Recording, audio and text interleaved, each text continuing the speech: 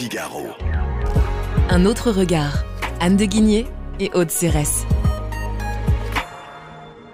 Bonjour Anne de Guigné. Bonjour Aude Cérès. Anne, dans votre chronique Un autre regard cette semaine, vous nous parlez du rapport des Français au travail sous un angle assez surprenant. Oui Aude, en fait, j'ai découvert la semaine dernière, pour le 1er mai, grâce à Eurostat, vous savez Eurostat c'est l'équivalent européen de l'INSEE, que les Français figurent, contrairement à tous les préjugés, parmi les Européens les plus acharnés au travail.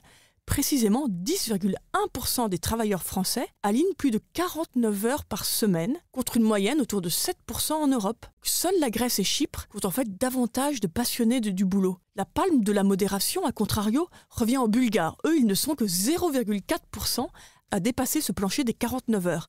Et même les 6 productifs allemands, dont on nous parle tant en France, qu'on regarde avec tant d'envie en France, ne sont qu'environ 5% à s'astreindre à un tel rythme. Alors il va falloir que vous nous expliquiez, parce qu'on répète depuis des années que le décrochage productif hexagonal s'explique par la faible durée du travail en France.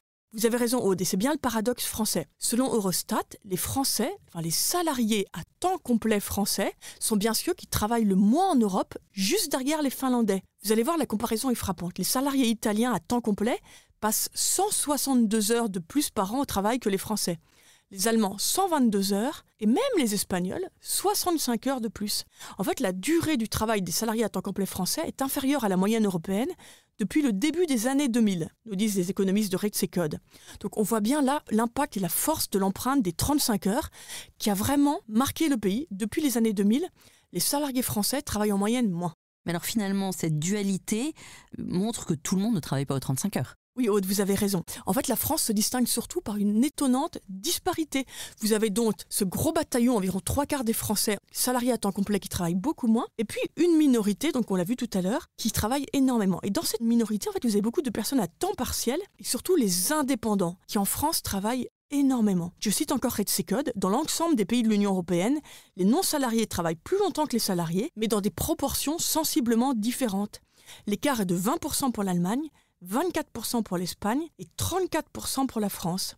Donc, le monde du travail français apparaît ainsi fracturé entre une grande majorité habituée à prendre ses RTT, à profiter de ses loisirs, et une petite minorité d'indépendants, de chefs d'entreprise, d'agriculteurs, mais aussi de hauts cadres et de dirigeants qui ne comptent pas leur heure. Selon l'INSEE, les cadres à temps complet déclarent de leur côté une durée de travail hebdomadaire d'un peu plus de 42 heures. Alors est-ce que cette dualité du marché du travail vous inquiète, Anne ? Je me demande si derrière cette polarisation du marché du travail, si elle ne menace pas en fait derrière la cohésion sociale française tout simplement.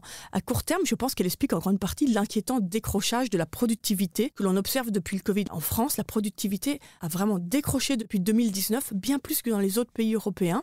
Mais surtout, au-delà de ça, je me demande si elle ne peut pas expliquer la forme de découragement que l'on perçoit dans les deux groupes. Vous avez d'un côté le groupe des gens qui travaillent moins, et on ne peut pas dire que ce soit vraiment signe de motivation ou d'épanouissement.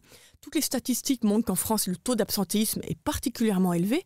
Les burn-out aussi se multiplient. Donc ce faible temps de travail, pour l'instant, on a du mal à le lier à plus, on va dire simplement, de bonheur au travail. Et puis de l'autre, parmi le groupe des gens qui travaillent énormément, ces fameux indépendants, on voit monter une forme d'exaspération fiscale très aiguë, et puis d'exaspération réglementaire aussi.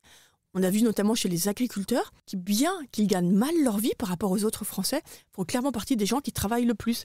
Donc je me demande si à moyen terme, cette disparité en fait, ne mine pas tout simplement les fondements de l'État-providence auxquels les Français se déclarent pourtant tant attachés. Merci Anne de Guigné. Merci Aude. Je rappelle qu'on peut retrouver votre chronique Un autre regard sur le Figaro.fr, Figaro Radio et toutes les plateformes d'écoute. À bientôt.